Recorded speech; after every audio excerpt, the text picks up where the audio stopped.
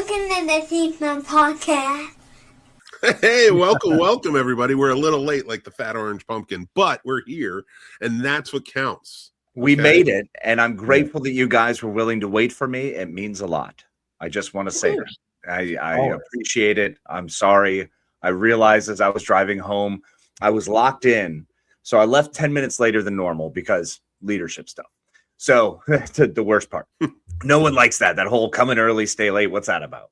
So I do that. I leave and I'm like, all right. So it slated me at like 8:21, I think. And I was like, that's fine. I can make that happen. No worries. I might shave a minute off of that. Well, I got onto a phone call with my mom and I don't know why, but we've both turned into like this strange level of adult where we just start doing this like raging vent that raises like she finally can tell me how mad she really is about stuff. So yeah, I've been there. It was crazy. It took me by surprise, but was also a lot of fun and something I was like, my mom, the sweetest woman on earth, who is upset that she made me chocolate chip cookies that aren't as good as the last batch she made. I'm like, mother, you're ridiculous. You know what would be really funny if you answered like, listen, bitch, get it right. What is this? Why would you insult me? Your mom's feet wouldn't even hit the ground before she was down here beating you. I mean, that is 100% true as well. Look, my mother, for as sweet and kind as she is, I don't know if you guys know this about me, but I'm a little emotional. And that comes from somewhere. So your love for John Dorian. I'm a You're in luck for tomorrow. I know, baby. I'm so excited. Every time I see them pop up. And I love that show. Don't get me wrong. We have watched it together over the years. We've talked. I'm a little sick, so I'm going to sound like an idiot. Oh, yeah. No, I'm still coming over some stuff, so I've got a thing. But we've loved that show. Like, that's your show. Yeah, I love it. Like, I would say, like, if out of the buddy shows, Psych is probably more like the one I gravitate toward the most. Psych is yours 100%. You love Psych, and that's great. Yeah. I really like Psych, too. I enjoyed it, but you're right. Scrubs was more what I lead to. Yeah. Yeah. And the reason I compare it, because they have two of the best representations of, like, buddies. Agreed. Those shows, right? I mean, and in TV, movies, clearly it's Han and Chewie, but I mean, duh. Frodo and Sam. Like, I mean, we got a whole list. Frodo's right up there. You know what? Yeah, I'm feeling you. You did the thing. We did a best friends. You and I did it years ago. Mm-hmm. Yeah, so it might be time to revisit because there's some is. Interesting ones we could do. And if we only stick to movies, we could always do like a bracket for TV down the line. We have to do movies only, but I can absolutely add Anaconda in there. That's all I'm going to say about it. That was a good one. I enjoyed it. It's a good buddy I enjoyed one, it. It was a great buddy movie. Yeah, that one reminded me. Like, I feel like, and Paul, tell us how you feel about this, because now I'm really on it. Like a buddy movie TV type of, not the shows themselves, but like the actual buddies. A bracket would be fun. But like these buddies, like Anaconda reminds me of the JD and the Turks. It reminds me of the Sean and the Gusses. They did a really good job playing off of each other on that. But and I want more of it. I almost kind of wish they would have them remake other horror movies. Oh gosh. Yeah. Wouldn't that be amazing? Don't just stick to Anaconda. Don't make an Anaconda 2. It's already ludicrous. Everything you threw on that screen was ridiculous. And I think the movie didn't sell as well because it was an Anaconda movie and everybody's just kind of like, all right, what are we doing here? What is this? We've seen like 3 of these movies and one had Hasselhoff in it. Like, come on. Right, exactly. Like, come on. I mean, if you're not trying to get to Kung Fury level, what are you doing? Like put them like and make the 4 friends be like, you know what? Why don't we do this movie? And then it's like Freddy Krueger, but he shows up, or the Babadook or some shit. God, that would be awesome. Yeah, something heavy. Actually, you know what, Paul? You're always really good at this. I love your brain. What would you want to see redone with buddy cops that turns into something real? Nope. Ooh, like a good horror that would switch around and be like more of a comedy. And that's start with comedy, thinking it's going to be fun and cute, and then oh my god, it's real. But it's still fun and cute. If they can make it fun and cute and do it right, I think The Ring would be a lot of fun if it was actual buddies going through the whole trying to figure it out. Yes. Oh my god, them trying to figure out how to save him from the ring. Yes. That would be incredible. We Right, can write phone this calling right each here. other like 7 days. Are you serious? I'd be like, nah, I'm just Jack fucking. It's Black just me. going through some old VHSs trying to find cover footage for a fucking wedding, and he finds the ring tape. Yep. And he watches it, receives the phone call, and then he has to call his friends back to help him solve this. Yes. Yep. But it's basically exactly what Naomi Watts went through in the first movie. Yeah, but she did it all scared and crying face. This one would just be friends, like it's Abbott and Costello, and I love the fact that Keenan and Kel are sort of doing that again. Yes. Yes. But I really like. You're onto something here. We could do something. We could do this. Could be Chainsaw amazing. Massacre. Ghost in the Dark. So like it's 3 seconds and then it's Lion King. Is that what we're talking about? Human centipede, but neither of them are at the front. It's Donald Glover and Beyonce just making fun of him the whole time. Oh my god. Hellraiser might be a little interesting too with the buddies. Yo. See, here's the problem. First of all, if I'm part of the buddies, I'm not ever touching a puzzle box. Well on record with that. Yeah. We all are. Yep, not gonna happen. So the moment I know there's a puzzle box around, or you guys mess with me with a puzzle box, I'm gone. It doesn't matter. I love and appreciate you all as human beings. Anybody out there, this is for any human being. You bring a puzzle box around me, I'm out. You want me gone? You want me out of a party? Bring a puzzle box. I know. I own a lot of them, and I haven't seen them in years. You guys sent me one. As a patron. Yeah, we did. I still have it. It's next to my bed. That's why Casey hasn't seen you in years. Yep. I know where it is. I was in your house once, Paul, and I went, oh, bro, it's a terrible idea. I can sense it like in the room. Oh my god, Evil Dead. Evil Dead. I like it, Casey. Evil Dead would be amazing. Oh my god, the Deadites. And then you can tie it in. Yeah. Bring in Bruce. Yes, you can tie it in, and we should also tie in X. So we should make it the reason for them going to the cabin is eccentric. What if they got hired as filmmakers to go and do a new found footage version of Texas Chainsaw Massacre? Oh, and I'm only sticking with like the big franchise, like yes, like Anaconda. Yeah. I love X though, but it's, in my opinion, those are sort of very distinct things. Oh no, X is a bit of a better story, but I know people are going to get mad. I love Texas Chainsaw Massacre, but let's be real, what it is. It's legitimately the most bare bones slasher film ever. There's some great commentaries on the 70s and what the depression was of that time, but it clearly is just like there's a point where they just walk into his home, get hit, and die. It's like walking the ring to Mordor. It's like eventually they'll get there. I mean, that was the whole issue, though. You think about what Toby Hooper's working with. He probably was like, I've been thinking about the way I want to kill this guy for the last 4 years. This is happening. I just want to get it in. We're losing daylight. We got to go. I've got $80 left. It's time. Although I will say this, the cinematography in that movie is fantastic. Oh, hands down. I don't take anything away from how great it is and what it did for cinema and how much I really love it. But what it spawned is still simple. And every time they try to add more to it, it makes it worse. Yeah. So honestly, I love this. In fact, they should just name every one of theirs like Texas Chainsaw Massacre, or what was the other one? The Ring. It literally is just so it's not a remake. It's just that movie, because you can use that same premise, like you said. You can just go through it the whole way. And like honestly, like with the franchise fatigue that goes on in movies today, and we get super tired of it, I feel like that would be a refreshing way in the horror world where you could really do it. Now I realize all of those would cross platforms of like studios and where they are. Yeah. So you might want to pick ones that stick with the studio that Anaconda made. Yeah. I forget who it was. It might be shitty Paramount or something, but whatever. My one-man crusade against Paramount. Shit amount, or like what is the other one? Like Warner Bros. Netflix. Warner Barf. I hate the cool thing is I've hated Warner Brothers and Mick, you know this.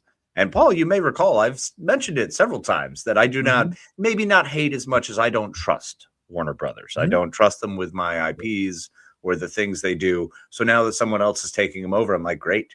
I mean, I understand it's going to be a shock to the system, but you know what? Screw them. I hope it burns the whole board.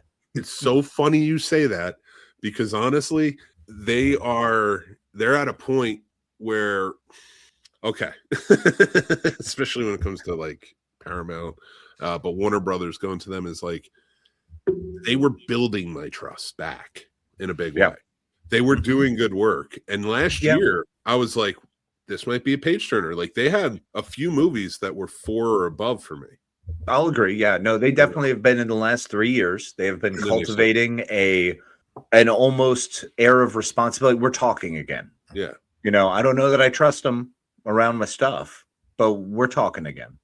I mean, my thing is like, studios are always like, we're always sort of running away where it's like, yeah, whatever owner you have, you're sort of going to catch whatever economical or societal thing that's going on that they believe in, like whether it's party change or this, that. You always knew that was going to happen. I mean, fucking Jack Kennedy was a part of Warner Brothers at one point. You know, like, come on, we know what it is. So like, it is, especially during the fucking McCarthy. Anyway, I don't want to go down that path right now. I'll be there all night. I made a video on it. Go watch that. Red Scare, Red Scare, Red Scare. In fact, there's a much smarter person than me talking on it. Dan talks 45 minutes about it. Listen to him. So yeah, but like, you go back to like Warner Brothers and like, so like, I always thought fluctuation. Okay, right now they're not doing too good. They're overstepping in a lot of their properties, not making them so good. But then they started making these moves like with James Gunn, which I thought was a good, refreshing, like, all right, it's not going our way. Let's bring it. Let's just completely wipe it clean and do it. Perfectly fine with that. People need to get over it. So in fact, I think Marvel might need to do that in a big way. And I think they're getting to that with Secret Wars. But when it comes down to Warner Brothers, I thought they would come back up. The death nail is things like who bought, and I'm not throwing out names right now, but like who bought Paramount, right? You know, when the Skydance merger happened, yep. And that became, and they're AI friendly, and then they have blacklists. So you can argue all day long, oh, it's about people who are anti. No, it's not. It's about people speaking out against the genocide in Palestine. They fired Melissa Barbaro off of screen because of that. Because of that, the whole point was the director and Jenna Ortega quit because she was fired for that. Yep. And then like never brought her back. Yeah. Or at least apologized. They don't work with Mark Ruffalo. They don't work with other people who are outspoken about the genocide out there. And that's their flavor right now. That's who they are. I don't think they're always going to own Paramount because they're going to suffer in business as they go on. Oh yeah, it's already starting, and it's the beautiful part about that suffering in business is it's not just because of what they're doing; it's the economy itself. Like, just we're all starting to scale back. We're all doing it, and it's beautiful watching people's projections drop and listening to the CEO of JP Morgan today talk about how, oh, we're close to a crash like 2008. This is exact same market setup as it was back then. I'm like, well, that's terrible. That means as a millennial, this will be number 5. God, this will be number 5 potentially of the worst massive market drop. And it's like, at what point do we just go screw the market? I don't know what that looks like. That's a weird kind of crazy concept, but Fight Club is feeling really good right about now. Oh, no. First off, we could do a whole episode, and we might, on 1999. Yeah. 1999, I'm pretty sure, was a warning. And then what happened? 9/11. Yep. Like Fight Club, American Psycho. Like, look at the countless amount of Eyes Wide Shut. The countless amount of movies that were, the whole point was to point out these are men you should not want to be like. Yeah. And everyone missed the fucking point of excuse me. No, not Eyes Wide Shut absolutely taught me that I want to wear a mask and be naked under a robe in a room full of people. Do you really now? Yeah. We're going to get to that conversation in a little bit. Absolutely. I don't know if that's true, Casey. But well, look, if there's an age verification process on the way in, all right, let's just make sure everything's on the up and up. Involved. There never is when a mask is involved. Well, that can't be right, you know? Like, then how do you do it? Maybe. Superman doesn't wear masks, but what the fuck's Batman's got a kid, and it ain't his. That's true. He's got billions of dollars and a kid that ain't his. What do you got? All right, you know what? There's your fucking fight against who's better, Batman or Superman. He's a billionaire who has kids that live with him. They've extended it to many, not just like and an old man. Not Alfred. Don't go after Alfred. I'm not trying to. I'm just saying. No, you're not trying, but he's succeeding. Listen, the optics are good for me. It's not me. I like Batman, but I'm not the biggest fan of masks at the moment. No, that's fair. You know, mask has nothing but women in his life that he cares for. But he wears a red and blue mask.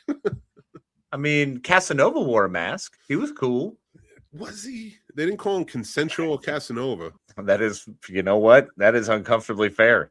Let's just rip through all of the great lovers. Let's just rip them down, baby. Let's stop remembering history like it was great. You know who was remember it as if it was what it was. You know who's a real doll? That Marquis de Sade. Which all right gets me to my next point, which is our original point: is whipping. Don't do that with the masks. Oh, that's no. We're gonna cut the masks out. I realize, you know what? Maybe masks not a great idea. Like, I mean, unless you're sick, please wear one. I don't need you all up in my business. Yeah, that's the acceptable moment to wear a mask. You can wear a mask, or if you are a mascot, that's not a mask. That's a fucking uniform. No, that's wow. That's strong, right? There's certain things that work. There's certain things that work.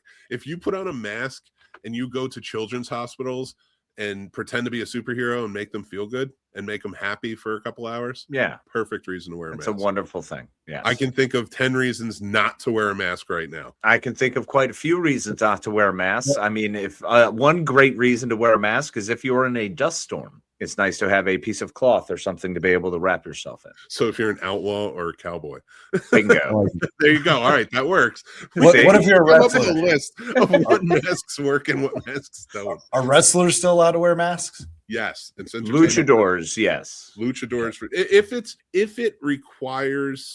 a requirement to the character. Okay. If you're just coming out and wearing a mask, nah, dude, come on. So no to Zorro. No Zorro.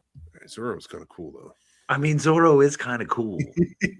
I mean, but he could be cool without the mask. Nah, but he was way cooler with the mask though. I think the hat made him cool.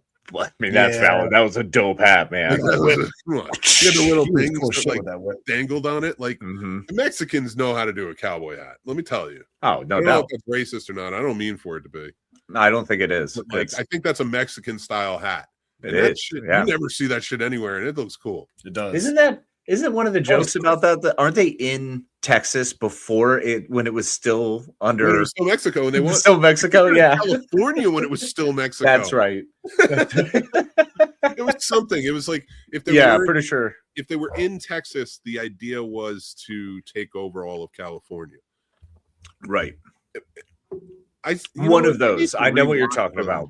I think it was during the Spanish-American War. It definitely was, but what phase of it, I don't know. Yeah, it does. You know what I'm saying? It cover a lot of years. Yeah, there was kind of a big stretch. There was that whole time beforehand where we were never really at war. We just went, we made a camp here. Yeah, and then someone was like, "Well, what do you mean? That's on our land?" And we're like, "I mean, but it's just a camp, right?" And we're like, "All right, cool." Why are you building a house? 50 miles in later, they're like, "Okay, seriously, guy, you've got." They really did that, dude. It is amazing how much Texas just thinks it owns everything. Right? Legit, I feel like that's been their whole plan from the beginning. Is this state just sort of moves the border marker every so often, but because it's surrounded by states we don't really care about. Yeah. Other than New Mexico. I mean, Billy Kid's from New Mexico. Cool. I mean, and it is beautiful. I like Arizona too.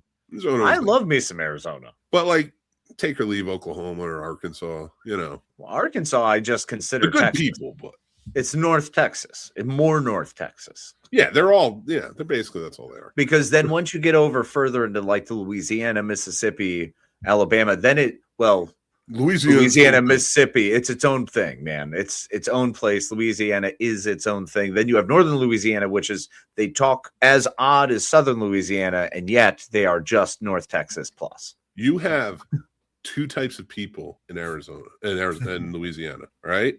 Mm-hmm. First ones are white people who are racist as hell, but if you told them they were racist, they'll fight you.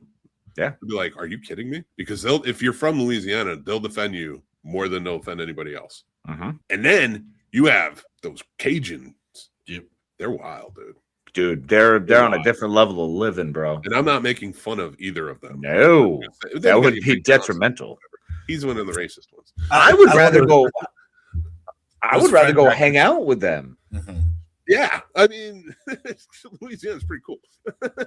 Paul, what were you going to say that I interrupted you? God, that's the worst. I was just going to say I love their French accents down there in Louisiana. Is that your takeaway from all of Louisiana? 100%. That, the food, and I don't fuck with black magic, but I do like a good voodoo show. They Louisiana offers probably, and I don't give a fuck, I'm stealing it, the most American culture that white people are a part of in this country. American, by the way. I'm not talking about things that came over from old country. Okay. Yeah. Because it definitely it's this wonderful conglomeration of everything that where the trade was so heavy from like Jamaica and that area down there in those ports, and then just how deep the Mississippi being able to feed everywhere. So it's this massive transit system too, and you're in the hub. You know, like you are the spot, and it's the French Quarter, so it's gorgeous in your body, and it's wonderful. Yeah, man. I tell you, we could have been so cool if it just wasn't for chattel slavery. Why did we have to go that hard, man? Fucking, I don't know, man. Like, part of me, like, the slavery was so bad. God, I'm going to get real controversial on this one. I wish it never happened, but I'm glad that black people are part of American culture, like embedded. You know what I mean? I wish you weren't slaves for that to be, but hindsight, we have a hell of a diversity. Just white dudes living here. Oh God, that's what Pennsylvania almost was. Do you want to live in Pennsylvania? Do you want to live there? Not even Josh Shapiro wants to live in Pennsylvania. Gosh, even Wisconsin was like, "Hey, Native Americans, stay around. We need to, this is too much." It doesn't matter how many fucking movies M. Night Shyamalan makes. He's never going to make it interesting. Only George Romero and Mr. Rogers could do that. I always forget he directed movies. Those are so. We should make some of those buddy films. Going back to the buddy films, do one of his crappy ones. Oh my God, we could do that. That would be amazing. Oh man, you want to do it? Actually, you gave me an idea from my script. I might add this. There's a part in there where one of the characters has to save another character by getting a piece of. I'm not going to say what it is, but it's sort of like a MacGuffin to it. Like, it's an important piece between them. Heck yeah. I'm going to now have him put it in a Hellraiser tin can. Yes. The guy just refuses to grab it. I'm not doing this, dude. He's like, dude, I will die. I'll die if I touch it. How do you know you'll die? Because I feel the things, so I know I'll feel it. I know what'll happen. I'm pretty sure Frank is in my mattress. I'm not trying to mess with this, man. Not Frank. Oh, Frank, you son of a bitch. And how creepy is he? Give Uncle Frank a kiss. Like, I mean, he was a problem, man. Although Andrew Robinson, he was so wonderful. He's fantastic. And the fact that he's such a great human being, and then you watch that, and it's like, haha. I know, true. And I liked him. Wow. He was in the second Stepfather, right? Oh, in Pumpkinhead, that's right. Was he? No. It was still. Was it Terry Quinn? The one Terry who played Quinn. John Locke Quinn. Yeah. He was. Yeah. He played the stepfather in those two, right. And then the remake was Dylan Walsh. Good call. Why do I remember Nip Tuck so well? I don't know, but I just remember those actors. Unfortunately, what's his name? Julian McMahon. Yeah, passed away last year. Which, after seeing him in a Nick Cage movie, was really weird. It was right?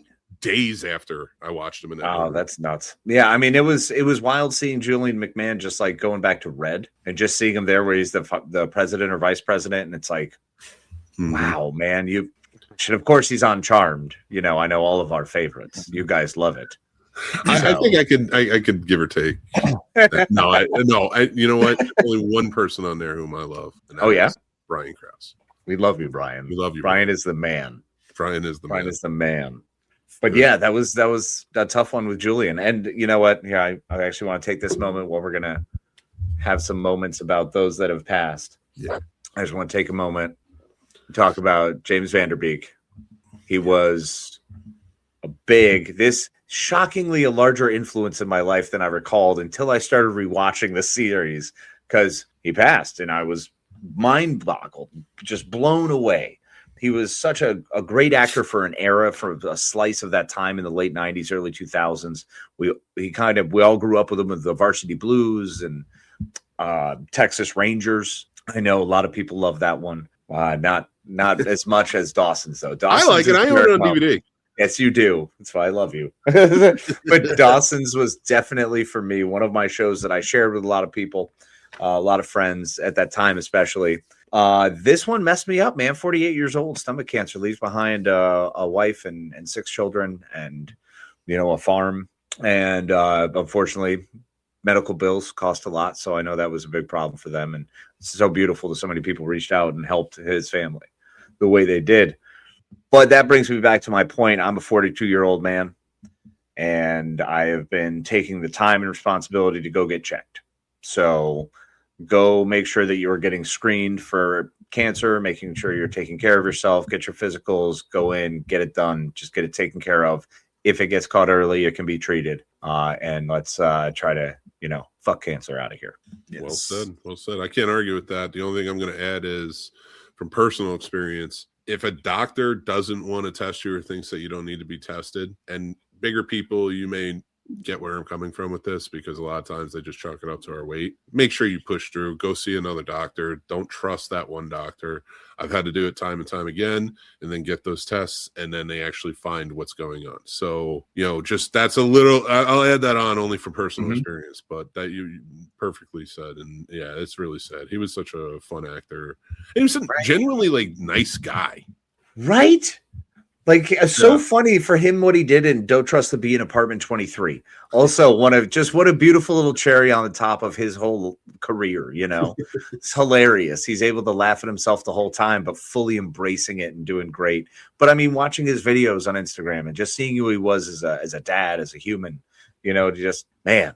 Yeah, it's wild. And, and from here on in, we're only going to lose more that are closer to us, that have meant more, that we've grown up with. So this is where it gets hard. Yeah. And to add to, if anybody hasn't seen his show Diplo, go check that out. It is fantastically done for sure. And that's one of his newer ones. So maybe it will get him some royalties for his family and stuff. About watch it. Now with that, we talked about Catherine O'Hara. She passed away. Jesse Jackson passed away. Very sad.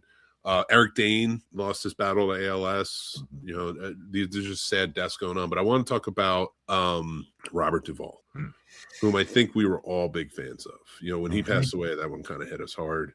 I know for me, Casey and we're huge Star Wars fans, and if there would be no Star Wars without that man, because it was his acting prowess, his sort of name at the time. He was not by any means a big star in 1971, but this movie gained a lot of traction when in 1972, he was in the biggest movie of all time, The Godfather, but THX 1138.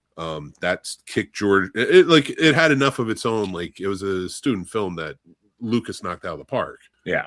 And that, that propelled his career. But I thought it'd be nice to maybe go around, just remember Robert Duvall for a few, because I was watching Second and Lions the other day. I was watching a little bit of The Godfather the other day. I'm probably gonna do a full rewatch soon of that. But so many amazing things, and he was a staple in this industry for so long. I would love to know what you guys think about it.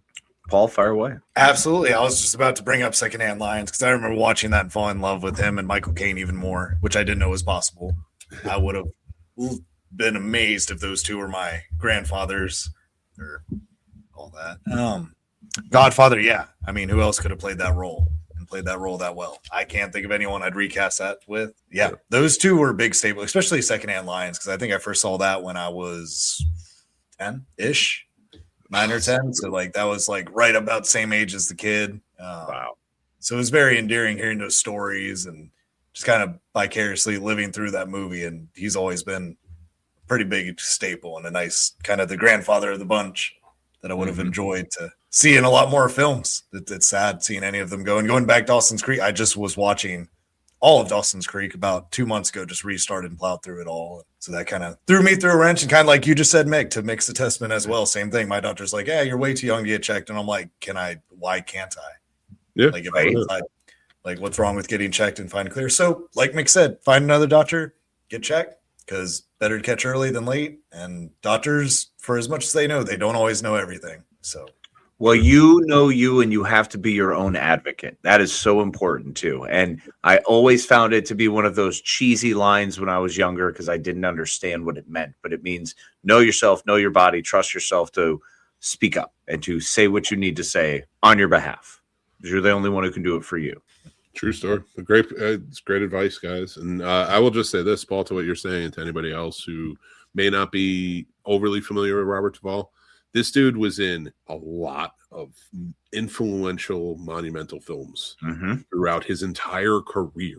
Like, if you just go before he was even in THX 1138, which was a student film, and his very next movie, the biggest movie of all time, The Godfather, he was in MASH as the original Frank Burns. He was in True Grit as Ned Pepper, which is one of the main bad guys, and he was great in it. But it wasn't, it wasn't like a big jump off point, because right before that he played a cab driver in Bullet. Yeah, exactly. So but then years later, Conversation, The Killer Elite, The 7% Solution, Network, The Eagle Has Landed. And I'm still in the 70s. The Invasion of the Body Snatcher. I'm still in the Apocalypse Now. And I haven't even gotten out of the 70s. So rest in peace, Mr. Duvall died here in Virginia. So it's sad, but he was an older man. But thank you for all of the amazing movies. Well, I was going to say he absolutely, for me, Gone in 60 Seconds, always one of my favorite characters. He was such a wonderful character actor, and he was able to go through so many different phases in his career to where he was the cool guy as the original, Frank Burns in MASH. MASH was something I shared with my family. Lonesome Dove, definitely something that was shared with the family. So he was a massive part of that. That was such an event. So yeah, always loved Robert Duvall. Apocalypse Now, probably one of his greatest roles just as a character, in my opinion. There's nothing better than the smell of napalm in the morning. So his lines have stuck with me, his characters have pressed on, and he will endure. And thanks for all the memories. So long. Thanks for all the fish. And Casey, check out his last movie if you haven't, The Pale Blue Eye. It stars Christian Bale. It's about Poe, right? Investigation that Poe was in when he was in the army. Yeah. That's like his last movie. You should check that out too if you haven't seen it. It was such a good one, especially considering it doesn't get enough respect. I think because The Raven that came out, that Cusack one, right? Yeah. Well, and I like The Raven. I mean, it's fine. I mean, superhero Poe, yeah. Yeah. I mean, you're really trying with it, but it's something. He's acting. He is acting. That's true. You're not wrong. But I do want to talk about, before we get into our top fives tonight, I want to talk about the BAFTA situation. I don't know if you guys heard about this. The BAFTA is it's sort of like the British Oscars. Yeah, but it's more than just awards. It's sort of its own little union. Like we have AFTRA, right? SAG-AFTRA. Okay, that's gotcha. More that BAFTA, is for all actors, screen and theater, out for British people. So their award show came up, and I'm sorry, I just love the way you said that. British people, British, the ones who didn't bring the culture. Yeah, right. They're the reverse of what we were talking about. So they have to co-opt because they have no other way to get spices, and their food all tastes horrible without it. It's true. It's true. So there was a bit of an incident and there's a man there who had a movie that was made about him. It was a biopic about him who has Tourette's syndrome. It's a certain type of Tourette's syndrome. I'm not going to pretend to know. I didn't deep dive into it, but I was like, asking questions from some people, talking to others and such, just kind of get an idea. Because I've been around people with Tourette's. I've worked with people with Tourette's, not doctorally. I'm not a doctor, but like I've worked with people who have Tourette's syndrome, and you like when you're a kid and like the kid who was in class who would shout things out or whatever, you kind of like, you giggled, but then you kind of got over it. And you were like, all right, he's just doing his thing. Like, we don't really need to make a big deal of this. Yeah. And that's always sort of what it's been. And I've heard Tourette's where it can get pretty disturbing, and from what I understand is the gentleman, and I'll give you his name that the subject is on, his name is John Davidson, has this type of Tourette's where he automatically like is involuntary saying the worst thing he can think of in the moment. And during this, the opening sort of presentation was with Delroy Lindo and Michael B. Jordan, and he screamed out the N-word while it was quiet before they even started talking. And that became sort of this contention because they had to kind of work through it and such, knowing that. But he supposedly did it 3 or 4 times that night, and it was all towards black industry professionals. I guess I want to talk about it a little bit. Like, I don't want to pick anybody apart, especially for having Tourette's. And I understand, like, he came out with an apology, and there's a lot of discourse about it where people are like, he shouldn't have been there, or they need to just accept it and such. And I guess I just wanted to start a little bit of a dialogue and see what you guys thought about a situation like this. I've been racking my mind on it. And like, him not being there feels wrong, but at the same time, should you be there in situations like this? How does that look? I think there needs to be an understanding that you shouldn't be withheld from an event. I think that is that's exclusion, and that's one of the worst things we can do. Yeah, is it possible to have you in a different room? Is it possible to have you in a different place where maybe you're a little quieter, or it's quieter for you, or it's, more comfortable, safe environment for you from, someone taking that really personally and taking your medical condition and hammering you because they get upset over it? Yeah. I mean, it's not like that's an on-purpose thing. I think that's unfair. And I think you absolutely do not do that to any person. That's you suck it up like an adult and you say, oh, some bad things happen to people. And it's unfortunate that he lives his life like this. Yeah. Literally they're celebrating a freaking movie about it, and then you can't deal with it in real life. What does that say about us? Yes. And it's hard to disagree with what you're saying. I don't think that excluding is that, like, stay home, you can't be here for that or whatever. I do start to think about, first of all, I'll say this, just fucking stop the award shows. But that's just me. That's a whole different, like, I can go on and on about that one. But for me, as like a situation like this, it still does become uncomfortable. My thing is, you did it 4 times that night, and there's no other reports of you doing it to anybody else of any other color. That does not mean that I feel it was targeted, but that clearly is like 3 or 4 times is a pattern. Well, yeah. And my point is, at what point do you say maybe another room, or maybe we'll bring you back out to the chair when it's for yours? Right. So like starting. I think you could do that. I think you could absolutely try to like reposition. Yeah, I don't think, there's people who have to go to sensory places who have to put on headphones and have kind of quiet spots. So that, I think that's have those too. Yeah. I mean, same, Yeah. I mean, again, it would just be better if you got rid of award shows because they're stupid anyway. But yeah. And then that way we have a different reason to dress up, and everybody just has better restaurants. Who can have dinner the best? I want a dinner so hard. Award shows should be saved for like awesome people. Yes, fucking celebrities. I want to watch the award show. The guy who picked up trash the best. I know it sounds condescending, but it's not. Like, fucking celebrate that dude. Yeah, I'm down. All right, Paul, what you got? What's your thoughts? I don't know. So like, I kind of have mixed feelings, and I'm not an African American, so I can't speak for how they actually felt when they heard those words. Regardless, if I had a solution besides the ones Casey and you have brought up, my only other solution would be to bring up to the actors that the gentleman does have Tourette's that will be here, actively here. They did. Just to kind of Just so you know. They did. Yeah, they let everybody know as they're Oh, coming well, in. if that be the case, then I don't understand all the backlash for this gentleman having Tourette's. I don't think that's fair. I don't understand enough about the situation to know when outbursts do happen.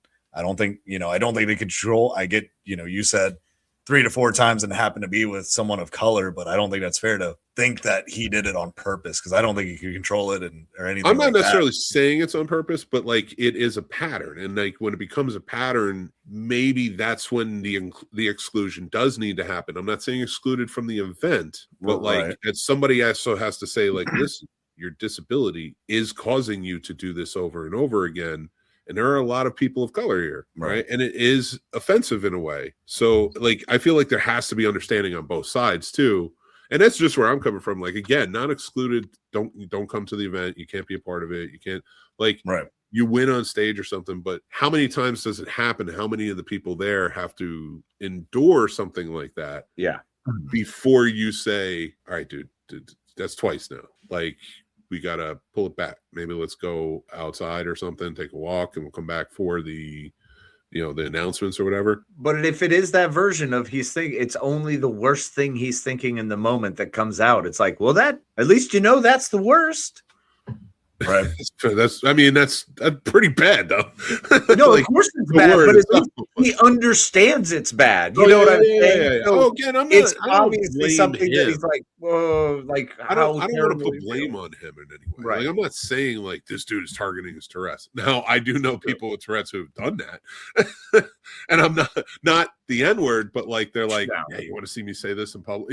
Shit like that. Yeah, like, of course. Yeah. Like I'm gonna talk in class. Can I go over here? Like, I don't want to stand there while you say it and look like an asshole. But so like but I don't think that's what was happening. My only thing was like, how in this realm of inclusion do you include in situations like that for everyone? Because again, it can become uncomfortable. And let's face facts, this dude has one movie being made about him. He doesn't work in the industry.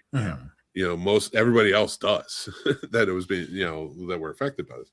So again, not putting anyone down, not saying anything. Like, he's definitely somebody that deserved to be there and get the accolades. Like, unlike someone else I know who is chugging away and throwing on gold medals, but I'll leave it at that. Yeah, that was neat. Yeah. So with that being said, I say let him go, but more than twice you gotta go in the back room. Dude. We say hell no. More than twice you get free drinks all night in the back room. Just chill. And you got a cozy spot. But yeah, whatever. If it's insensitive, I don't know what to tell you.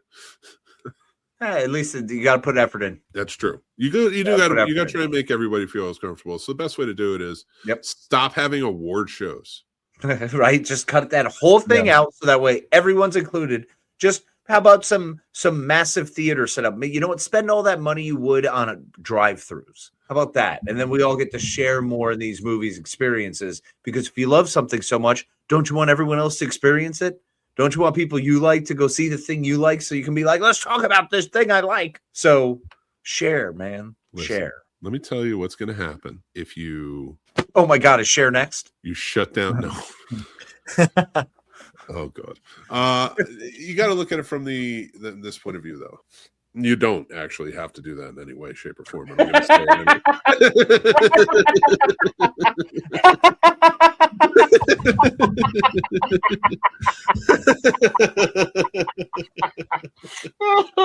oh my God. It's so stupid. That was amazing. My boy Jersey Mick is coming back a little bit. He's like, maybe you don't have to. Maybe you don't have to. You don't have to. You don't have to do it.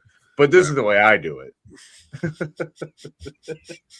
You just end them. What you do is you just end the award show. And when people are like, but tradition, you just remember, here's exactly what's going to happen after you end it. All of those people who are expecting awards will stop talking to you. And your world will get quieter.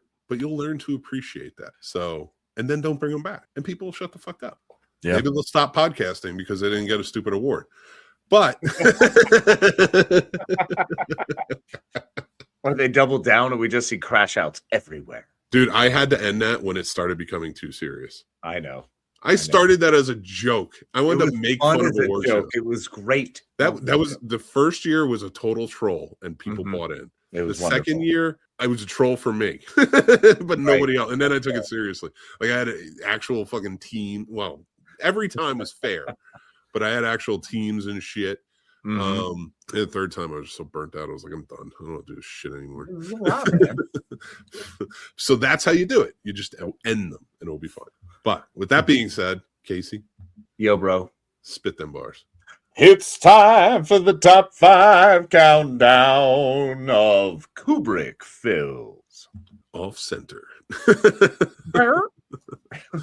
All right, guys. So I asked you to supply your top 5 Kubrick movies. He doesn't have a ton of them, so there's going to be some overlapping, but I'm interested to see where we go with this. I know where Paul's number 1 lies, but... No, you don't. Yeah, you do. I just watched it last week. Trust me, I know. Yes. All right, here we go. You ready? I feel like I'm going to mess with everyone on this one. Oh, boy. Well, you kick us off. What's your number 5?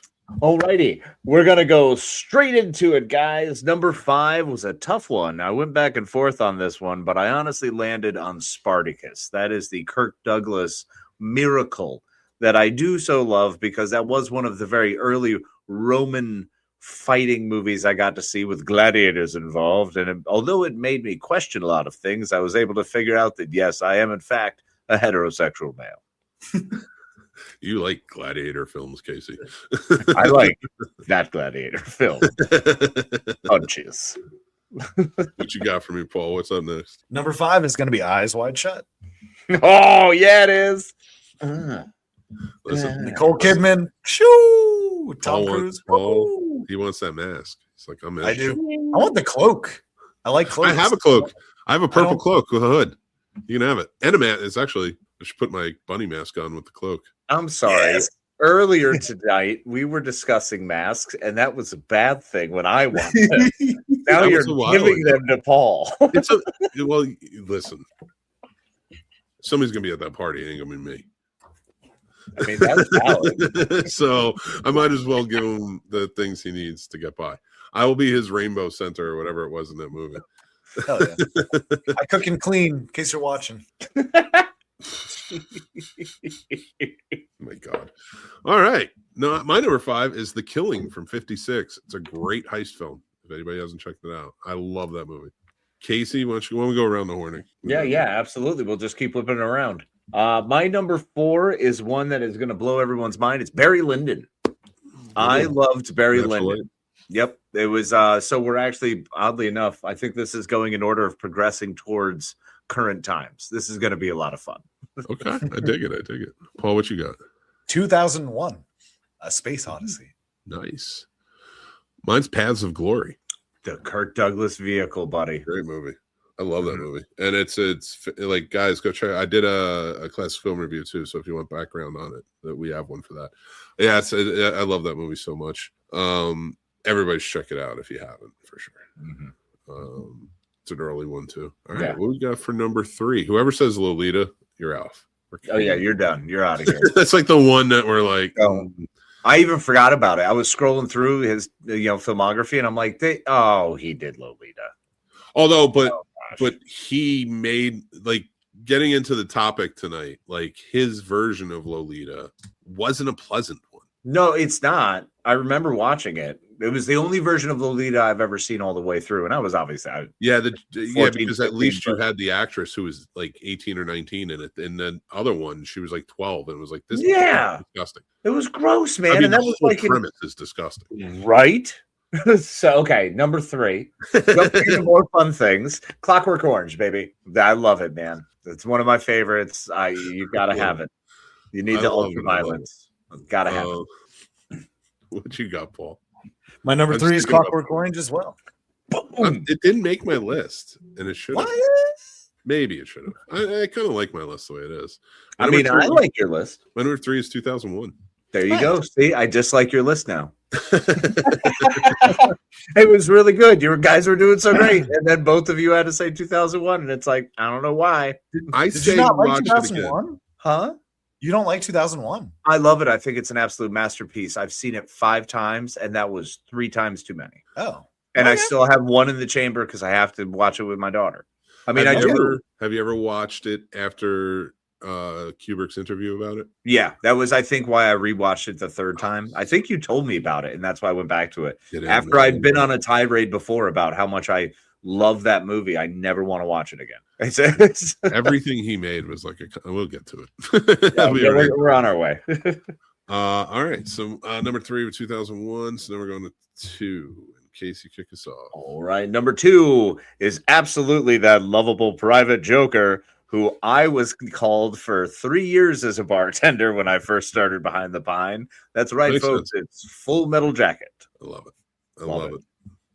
My number 2 is Full Metal Jacket as well. My number 2 is Full Metal Jacket as well. Yes! We did it. We did it. It finally happened. Dude, my brother and I wore out this DVD.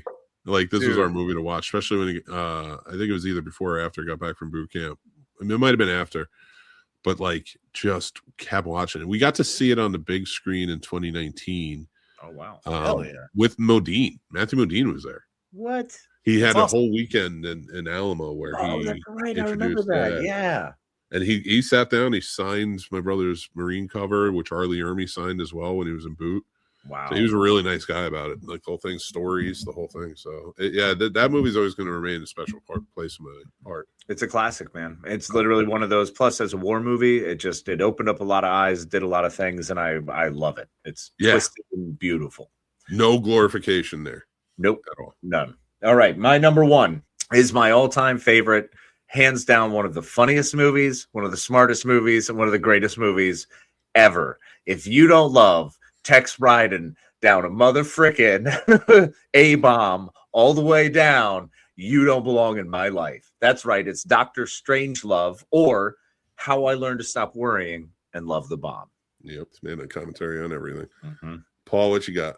It was tough, but I ended up with The Shining, to no surprise. Fair. Dr. Strangelove was so close, though. I'm not gonna lie. You love that movie so much. I get it. Oh yeah, Shining, I'm just obsessed to not a good point. It'll be fun when I lose my mind, but for now I'm like a little worried, but that's okay. Could be worse. Love it. Well, it is oh gosh, David Lynch. Why did I forget it? Twin Peaks Day. Yes. Twin Peaks Day. Good time to lose your mind. That is true. My number 1 is Dr. Strangelove. It's one of my favorites. That is an amazing comedy. Yep. And he puts on display a lot of fun things. I mean, he does. I mean, no fighting in the war room. Come on, some great lines. Peter Sellers just killing it, and so many different characters. So good. It really was so good. You can't trust the fluoride in the water, man, Drake. So I only drink rainwater and vodka. My favorite line in that is when he's on the phone with Russia. Don't be like that, Dimitri. Come on. Dimitri.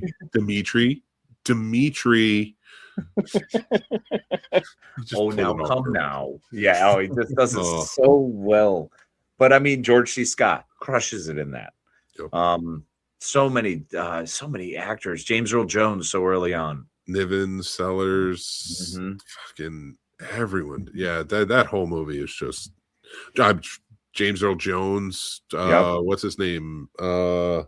What's his name? Played Tex. I can't think of Tex, man. They're gonna put me in the movies. Slim Pickens. Slim Pickens, that's it. Didn't even look it up yet. Yeah, got it. Got it. But yeah, see, that's one of the wild things about this countdown is because I realized that I don't have The Shining. It's one of Paul's favorites, and it's not because I dislike it in any way. You know what I mean? That means in no way am I like, oh, it sucks. It's like, no, it's great. I agree. 2001, freaking masterpiece. But I still didn't put Eyes Wide Shut. I love Eyes Wide Shut. It's not a good movie, but for some reason it's so enticing. Like the way he makes you follow, the way he engages you in that story, that isn't really all that great a story, but I love it. So I'd say watch it again. You know, and that's our list, everybody. But as we're going on, we're gonna be talking about Kubrick for the rest for most of the night. And actually at this point, probably a little bit. But I was with everything coming out, and I don't want to get overly crazy about what's going on in real life with the Epstein files and such, but it's calling into question Eyes Wide Shut and that idea of this rich elite cabal who has these sort of like sexual ritual parties and stuff like that out in the middle of nowhere in mansions and such.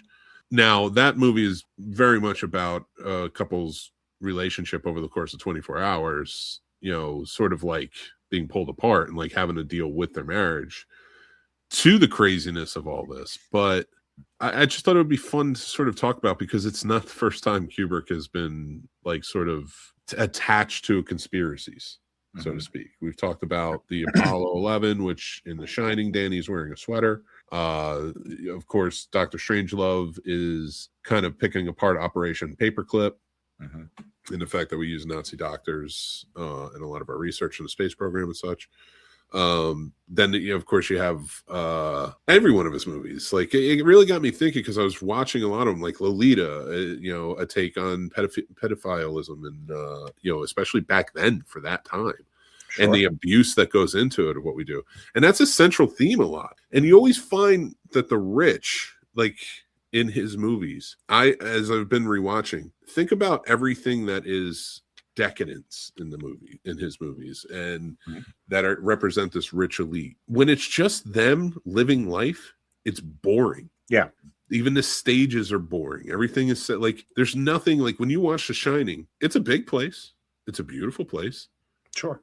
It's fucking boring. Well, yeah, that's the whole idea. Is it's always space with him. Like 2001. It's space. It's boring. No. I disagree. I don't think the space is the boring part. When you're in space, there are things happening. When you're with corporatism or rich in a rich area or something in a setting, like even when you get to 2001, you're on the corporate plane trip. It's boring. I mean, he makes it look beautiful. Don't get me wrong. And what I mean is, it's boring on purpose. He is trying to show that these lives are boring until they do things that are like in Eyes Wide Shut. That's clearly a hobby that's pretty deranged in a lot of ways. Yeah. So and most of these things, and it doesn't always have to be hobbies, but like if you look at The Shining, they're all partying and drinking, but it's sort of in a boring way. They're not like, when you see them partying, they're not doing anything amazing. But then you get to the furry situation, you get to other things. Like these are all representations of like when they're doing something depraved or borderline illegal, however you want to look at it. It isn't boring, but it is hard to watch. It's hard to watch. I mean, he does that. Honestly, I'm thinking about this too, because Barry Lyndon, there are a couple scenes where he's trying to hook up with the widow and climb the social ladder, and the weird stuff always happens around dark corners. And there's always something weird happening though, and there's always a dark corner, especially with Kubrick. So. But then you take like the other side of it when it's people that we're following that are more, for lack of a better term, let's say middle class or more impoverished than these rich elites, right? There is no real boredom for them. Like there's always a desperation. They're always trying to get to something, and it's usually a classist type situation. Eyes Wide Shut. He is spiraling about his wife's admission, so he is looking to spend a night with a woman. Yeah, and look where it leads him. It's out of desperation of like sort of losing his mind over this in one night, it leads him to probably the most depraved place that's going to get him killed. Yep. And it's the same, it's the same in a lot of things. Like you have all of these characters, like he really does have this sort of yin and yang between his the social class of his characters that I really enjoy. And there is a very deciding and deciding sort of way they do things and way they're filmed, the way they are. Like, and I always appreciate that, because if you watch The Killing, which is about men who desperately need this money, who are doing a heist, it's fast. So is fast. There's something interesting going on. It's not stagnant. Right. It's those upper elites. Like, I really feel like he hated rich people. That comes across in a big way. I mean, look, think about what else. A Clockwork Orange. Who's the one who's twisted and depraved? It's not the kids who are out there kicking somebody's butt and like. Well, they are because they rape her. They do rape her. They are doing terrible things. And they beat him. And but I think that one's an interesting one, because it's like actually you have these saying there's the kids that screwed up, but then how do you correct the children? Like, is that it's funny? I would almost argue, yes, very much on point with the themes of what they're doing. Like, how do we correct the violent natures of these young impoverished kids that are growing up? But the rich, they were boring before they showed up. Mhm. Yeah, they had things like sexual depravity kind of laying about, their apartment and things like that, and like things that could be considered in the 70s sexual depravity. Well, yeah, I'm lingerie and dumb shit. I remember, yeah. They're a very boring couple. They're not doing anything until the hooligans show up and they're causing a terror. And in that night of terror, you took this rich man, went on a revenge kick that incorporated the government, incorporated the police unit. So what is more depraved after that? The act that this kid went to jail for, which rightfully, not argument, but like he did go to jail for, and then had to suffer even more immensely after that, all in a revenge plot. But like this is showing, like, the thing of beautiful part about it is it's showing how the rich are way more depraved if they need to be. Way more depraved and functionally connected and capable of doing it, because he gets pulled directly from the prison, and the judge system, just the whole thing just takes him right over to his house, basically. Yeah. And they know he's got a weird setup, and they're like, oh no, he's earned this. It's like, what? It is a strange way of thinking, but then Kubrick loves digging into that socio-political mindset of what it is to be desperate, which we feel more as a larger population who lives in that middle upper middle class, kind of in that world, and then versus the ultra elite wealthy who we can't even conceive of what it's like up there. And Kubrick is like, well, let me show you what I think it's like. And then I feel like later on in his life, he was like, guys, holy shit, it's actually like this. Like, he was trying to tell us for the last 20 years of his life. I think one of the big telling things about it is, I guess, like, he always said final cut on all his movies. He turned in his final cut where everybody saw it, and then 6 days later died. And the movie that we got isn't his official final cut. Right. So, but what was on the cutting room floor, What was on the cut? Nicole, where are you? Tell us. Are you all right? What do you feel about How do I feel about it?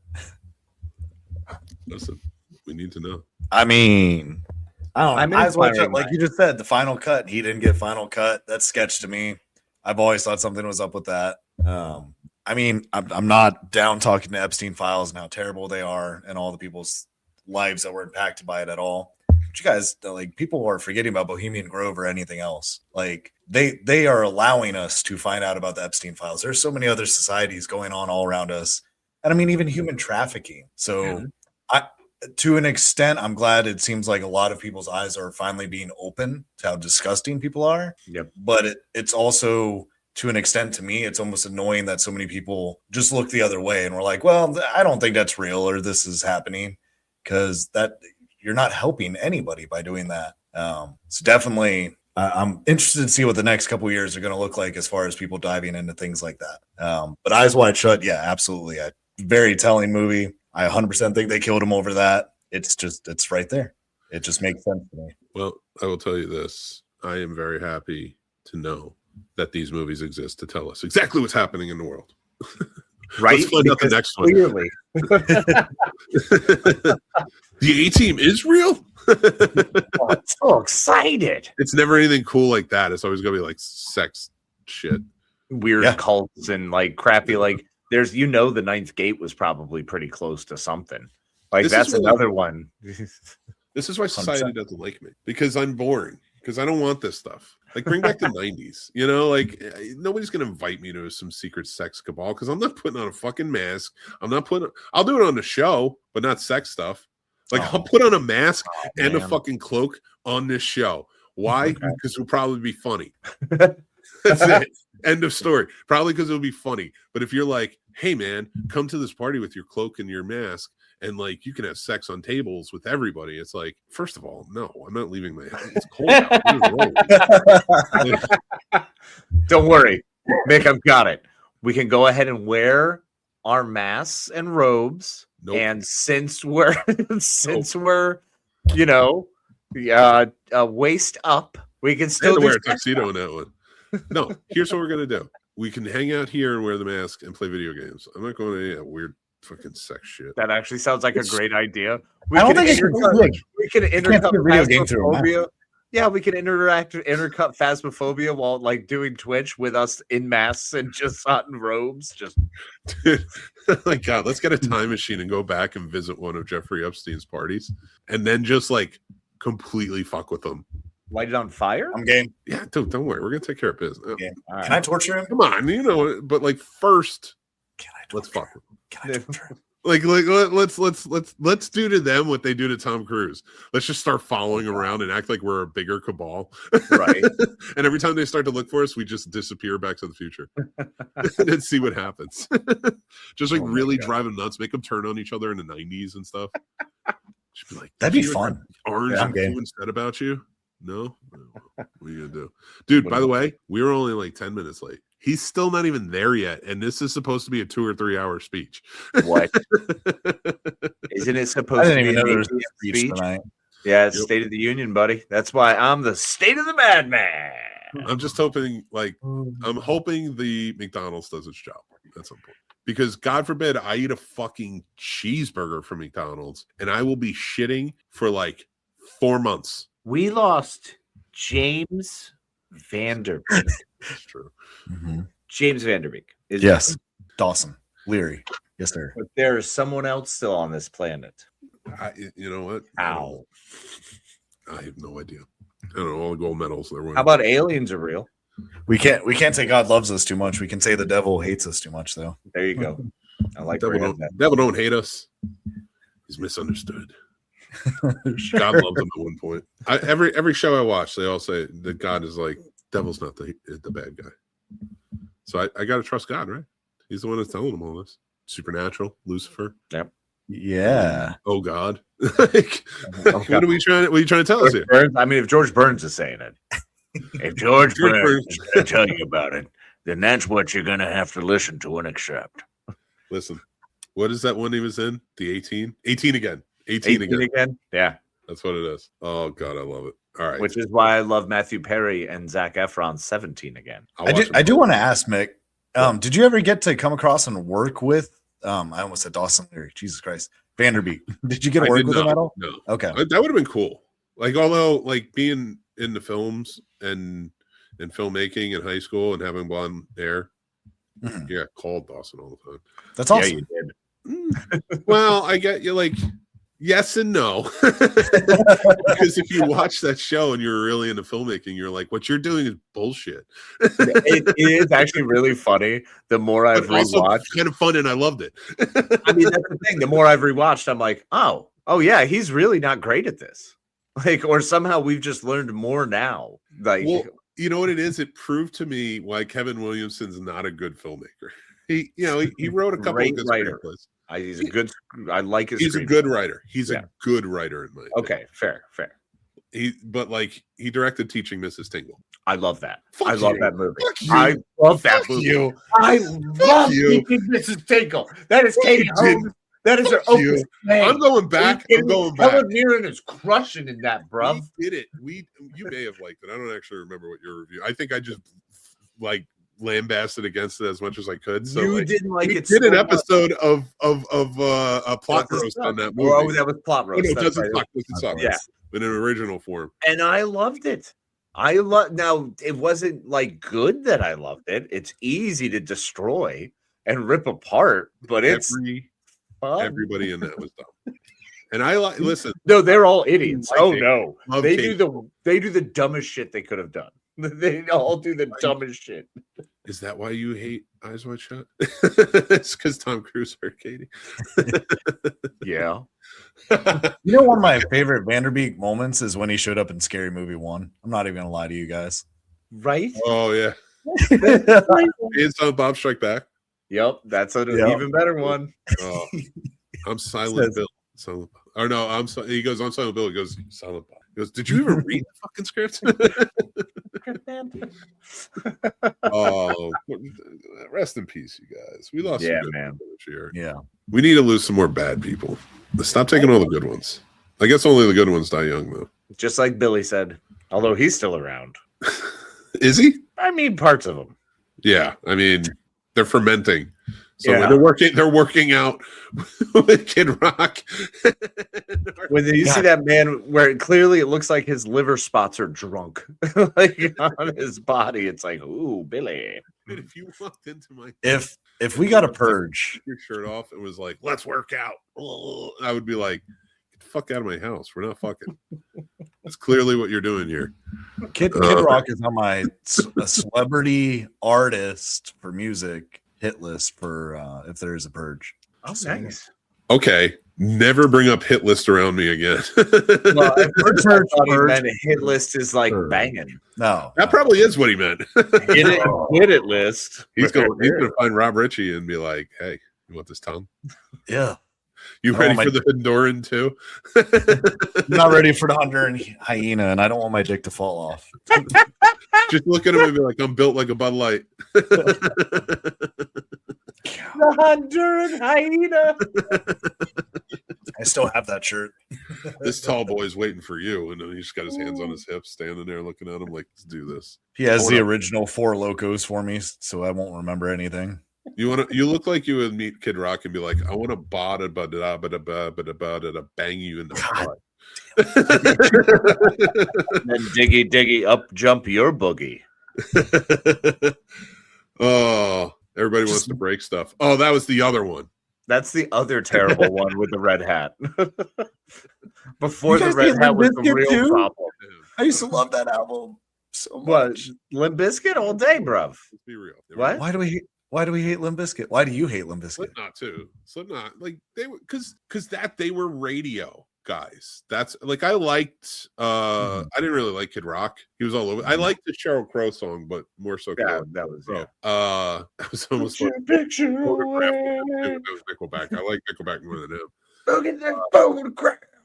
Oh my god, what was the other one that he did with? I don't fuck him.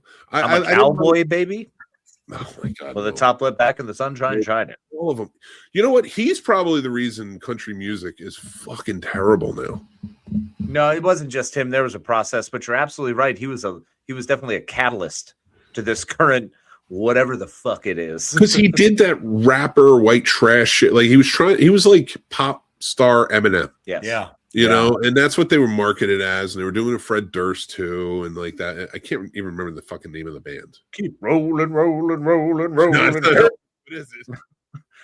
What is the name of the band? Limp Bizkit. You're lucky because Casey might have told you not to tell me. Oh, I'm glad you didn't keep that one from me. But yeah, like those things, like they were not Slipknot, they were not Korn, and I had to learn that. Mm-hmm. Slipknot and Korn are pretty fucking badass. Oh yeah. Thank God for the friends who taught me that. And were like, stop this other bullshit. I was more of a hip hop kid anyway, though. Meanwhile, I'm over there like, I'll learn every song to this In Sync album. don't forget 98 Degrees. Everyone leaves them And, out. well, Boys to Men is where it all started. Boys to Men, and then I was in love with like Brandy and Monica, especially that Angel of Mine, or no, The Boy Is Mine when they're fighting. That was a lot of fun.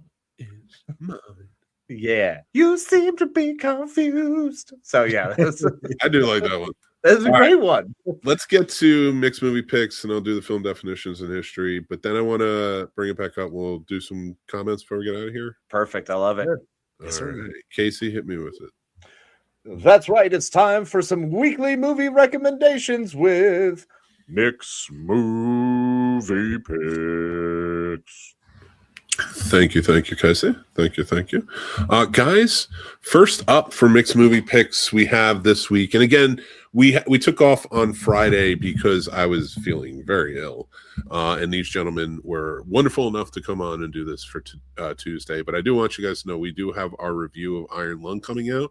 If it's still in a theater near you, please go check it out. You can check out my, it's a spoiler review. So if you don't want to know anything, just kind of maybe wait for it. But go check out the review. I get in depth with it a lot, and I really did enjoy the film. And let me know what you think about the film. Comment along and let me know. Of course, also also Discovering Horror, which came out yesterday, is on House on Haunted Hill from 59, one of my absolute favorites, and I think you guys will really enjoy it. And we're continuing on. That's right. February into March. We started in January. We're doing all of the Alien movies and Predator movies we haven't reviewed in some way, like the newer ones we do have reviews for. But we're doing classic film reviews or Does It Suck? This week we're having 2 episodes of Does It Suck? I just couldn't bring it to make either one of these a classic film review, and they were the outliers. AVP, the first one, and then of course Alien Covenant. We're going in order. But yeah, please, check it out. Let us know what you think of those. And then of course last week we continued our King-tastic voyage over on Popcorn and Pints, and we talked about The Shining and of course Dr. Sleep. And you should go check those out. Those are available. That episode's out now. You can check it out on the channel. But it's time for film history with Mick. Definitions in history really is what it comes down to. But I've been sick. So just bear with me on this. I did not practice this after I wrote it, and I usually try and say it a few times, and I'm still have not set up the cameras right, so I am reading off the teleprompter feature we have. So bear with me. If it seems stupid, just deal with it. If you're listening to this, you can't tell how stupid I look. So I appreciate you.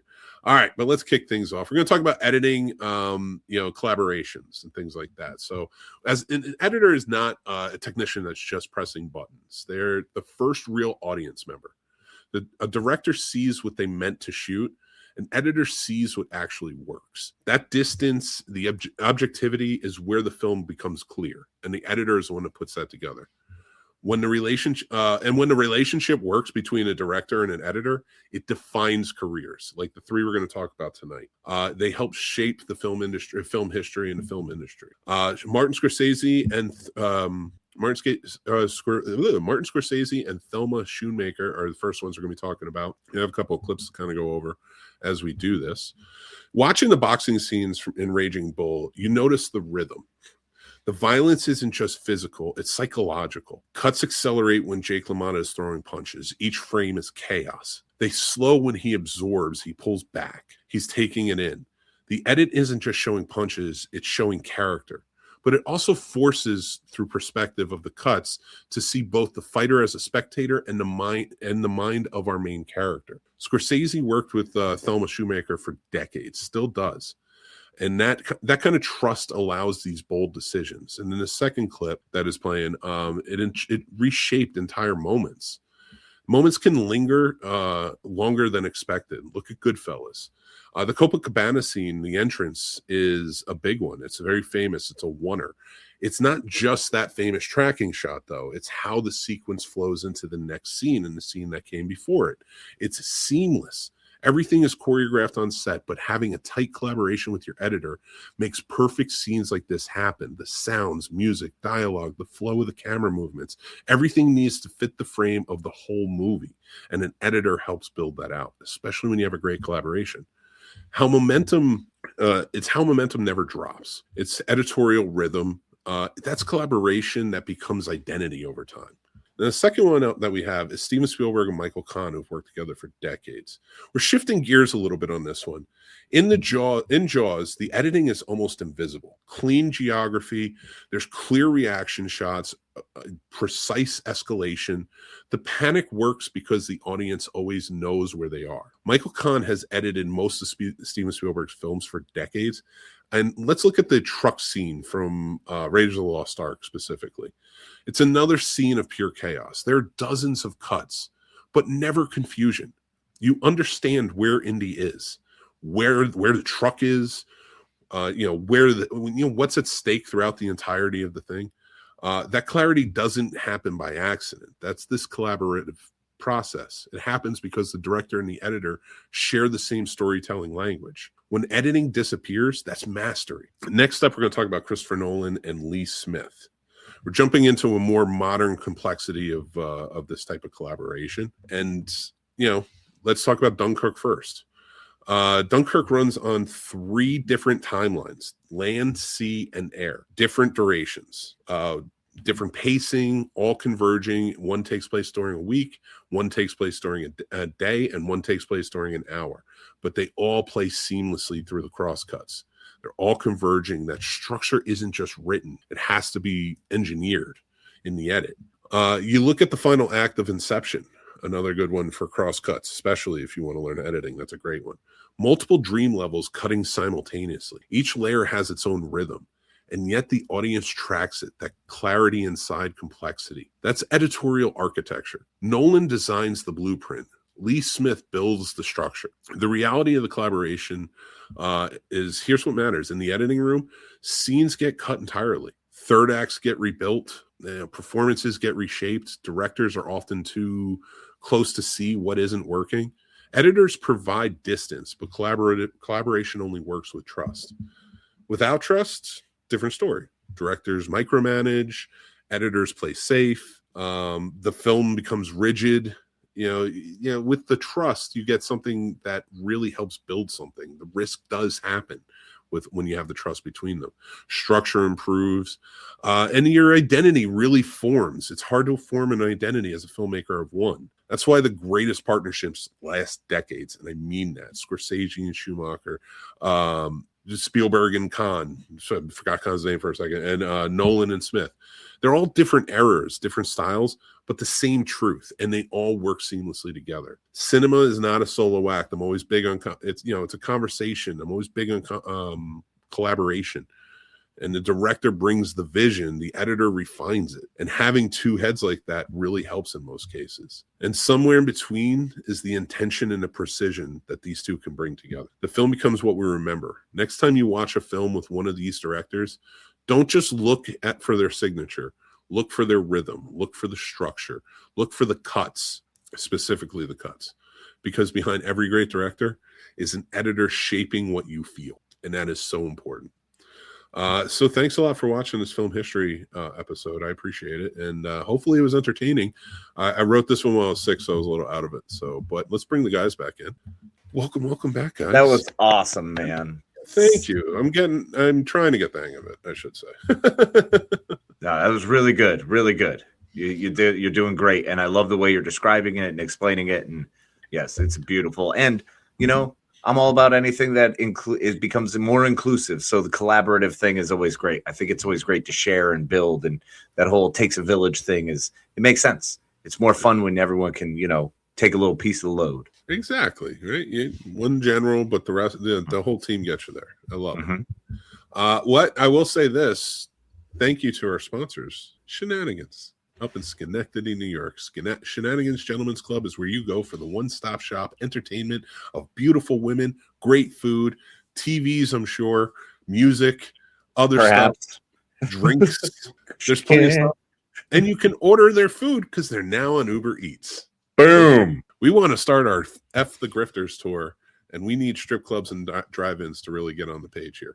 So Shenanigans is what is happening. Who wants to sponsor F the Grifters tour? Which was also a lot of fun because we were passing Schenectady as I was driving up north this weekend. So it was funny. I did see it and I was like, Schenectady. my daughter is just like, what are you talking about? Here's what I'm gonna do. It's just a place near Troy.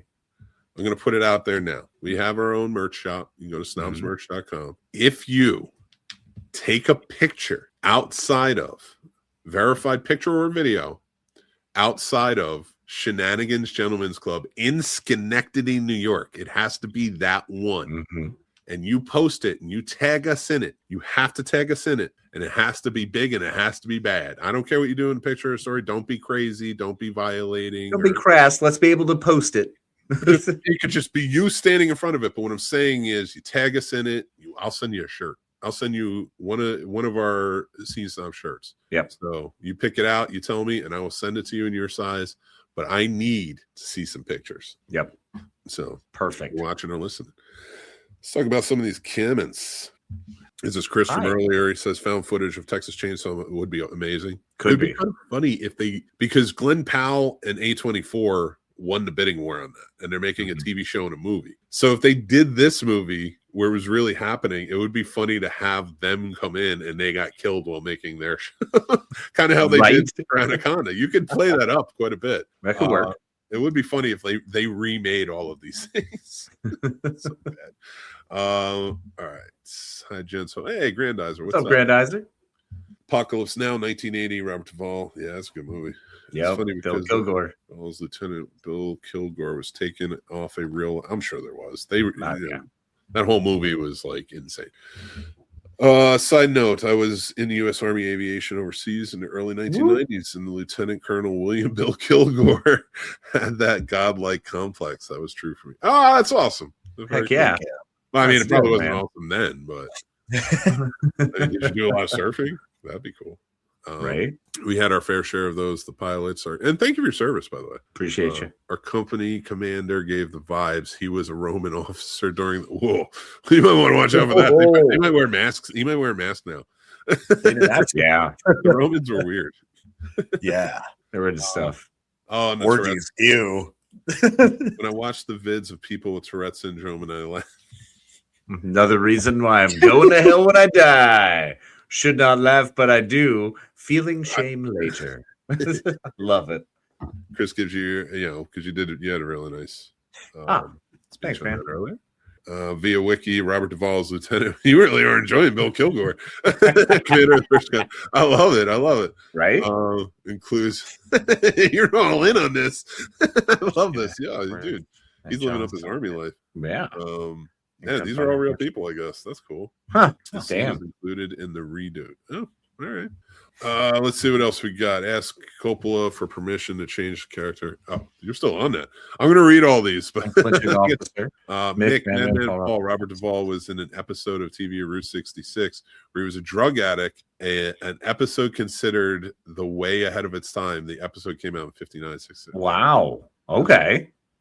The Route 66 episode is called Birdcage on My Foot. I want to check that out. Yeah, absolutely. That sounds so familiar.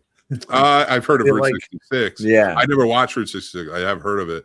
A lot of those old shows, like I was more into the Western side of it, like because that's what my dad always kind of. Oh, of but course. I like Yeah. a lot of the old stuff too. That was the thing is I didn't watch a lot of these, like maybe Barney Fife and Rescue. Like, yeah, those were the ones we watched. Like Gilligan's Island was a favorite. Gilligan's Island was on, absolutely. But this one, I just remember that specific like tidbit about Robert Duvall because it was so big and groundbreaking for him to be like addicted to something and for them to show that on television. I mean, this is the 1959, 1960. We still have Ed Sullivan getting ready to introduce the Beatles, so Not even a couple of years away from that. yeah, it still hasn't happened. I mean, British invasion hadn't even started yet. Duvall was before the British invasion. I love it. And he went on to play Watson. So I'm down with it. Perfect. By the way, he just got here and started. Oh, So for real? And no, I'm not watching any normal channel. I'm not supporting this. I'm watching somebody watch it because it's YouTube or whatever. And I just wanted to see how long it would take. In fact, I'm going to cut it off now. I don't care. I don't need to hear what he's saying. He's not even talking yet. They're looking in the whatever. All right. Well, then it sounds like it's about time to beat feet, huh? I do want to give him this quick story about Matthew Modine. Yes, one of the nicest guys, truly wonderful. When he was there that weekend, I got to see a lot of movies, and he introduced and watched all of them with us, and then did Q&As at the end. So I got to do, like I said, Full Metal Jacket. I did, and the band played on, and a few others. Awesome. Vision Quest. I didn't get to see Vision Quest because that was on the same time as Full Metal Jacket. Oh, and that was the only other one that I that Full Metal Jacket had to be seen. Like, of course. I mean, that is his. That was Modine at his best. He's most Modiniest. If he didn't ask me, I might have gone to see Vision Quest. Because I do love Vision Quest, but it's great. it's not that I think it's better than Full Metal Jacket, but I've seen it so many times. But it was a special experience, so I'm glad I got to go. But no, I took my wife to see Pacific Heights. Oh, that's cool. Good and this choice. man was standing right next to us because I would sit on the aisle because I'm a fat guy. So he was standing next to the aisle, just being real nice and cordial, talking to us, saying hi. And I had to think of a question. I'm like, how am I gonna get this guy to really talk to us? Yeah. And I thought of a question, and it was one. I was like, I hope this has never been asked before. Casey, I love doing it. Mm-hmm. And I go, who's your favorite Batman that you've worked with? And he goes, I've only worked with Michael Keaton. I'm like, no, you were in Batman, The Dark Knight. He goes, The Dark Knight Rises. Oh, and then he told me, he told me how great they were, but like he sat down next to us and told us the stories about working on it and stuff. So, that's cool. If you are a fan, Matthew Modine is worth it. He is a fantastic dude. He's a rad human being. It's nice to know that there's some still out there. I really would have loved to hear about his time working with Michael Keaton. Yeah, he had nothing but really great things to say. He said he was a real like intense guy on when the camera was on, but afterwards, like it was just really sweet. And they got along. Awesome. He did talk about for Full Metal Jacket, and I'll save that for another time, where he had to go after Vincent D'Onofrio. Because he got him the job on that. Okay. And like he was throwing. I'll tell you. I'll save it for another time. All right, another night. People come back.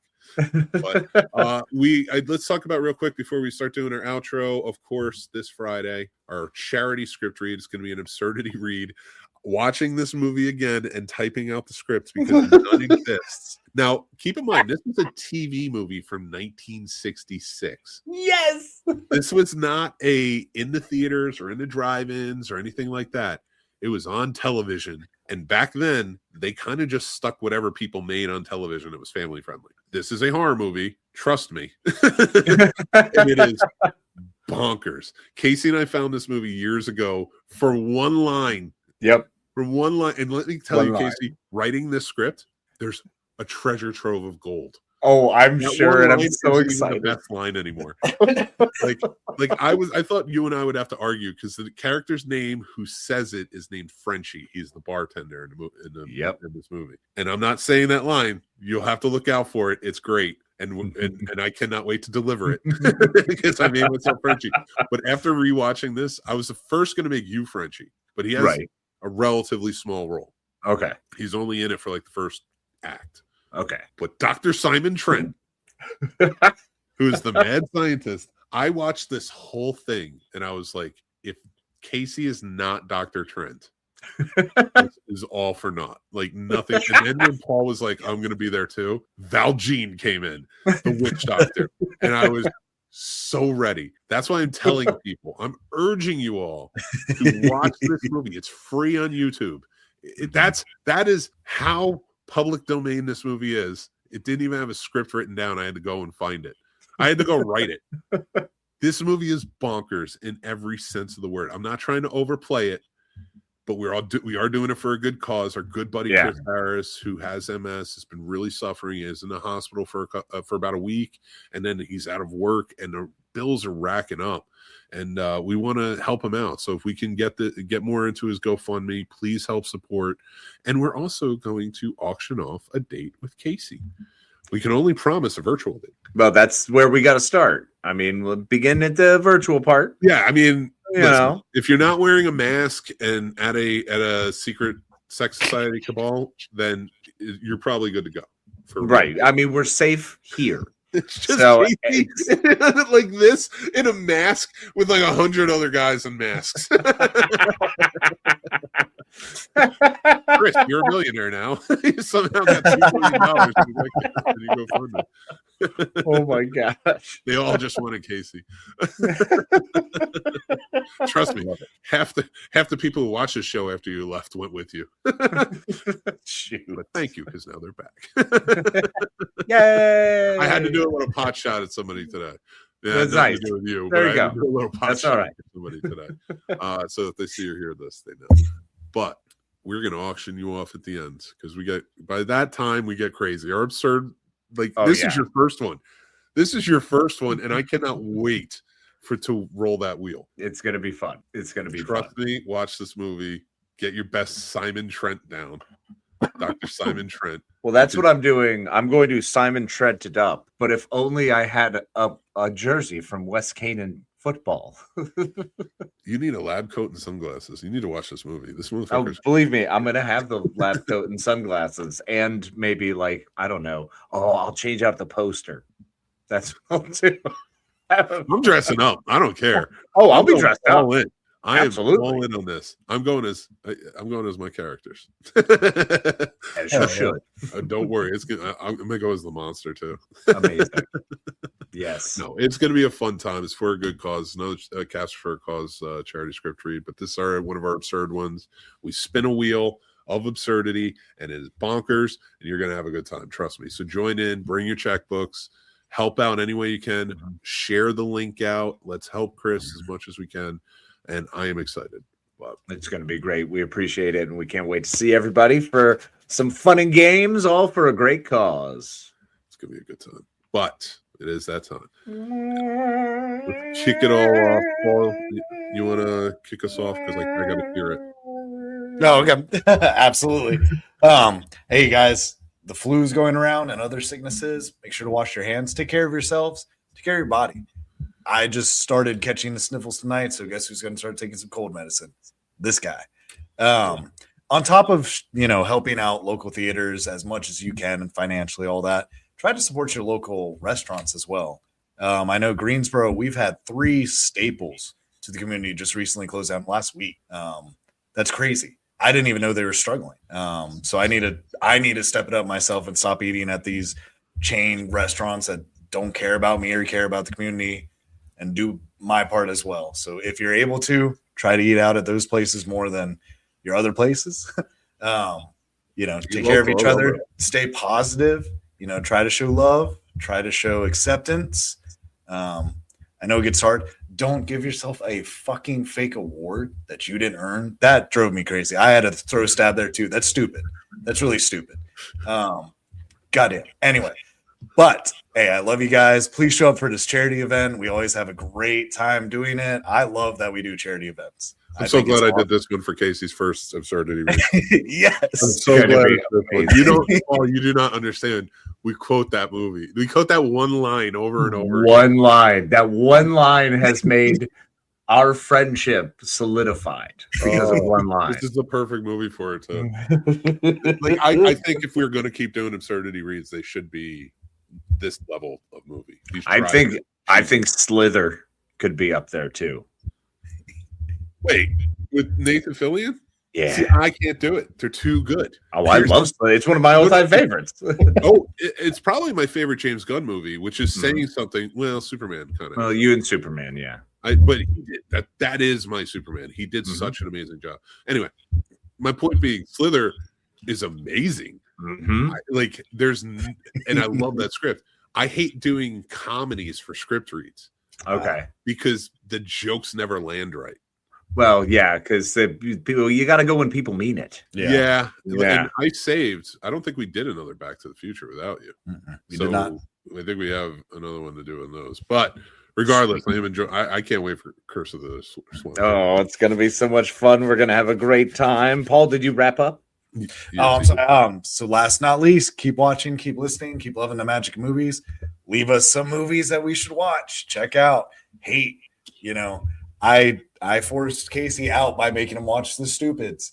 Mm-hmm. I want to see you guys try to force me out by making me watch some really crappy movies. I've earned it. I deserve it. I need to pay my penance. Please do it. That is all.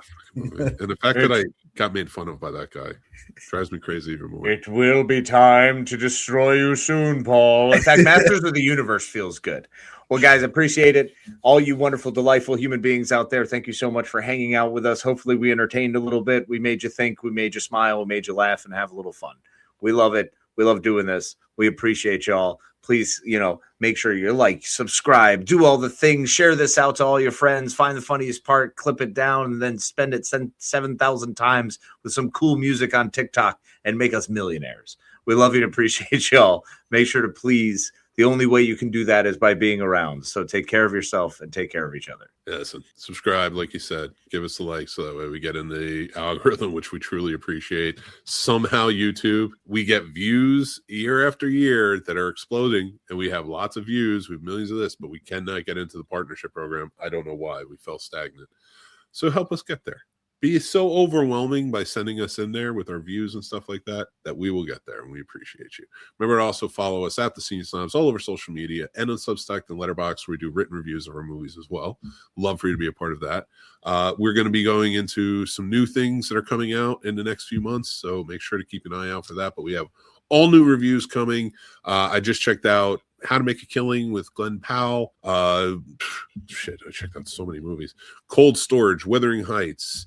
What else is there? There's tons of shit. So just make sure you go check that out. Hang out with us. Have a good old time. I love being a part of this and doing the Scene Snobs and doing it with them, especially, is just always a great time. So thank you for being here, being a part of it, being snobs yourselves. And until next time, make sure you take care of yourselves. That's important. Show empathy whenever you can, and be kind and rewind. We'll talk to you soon.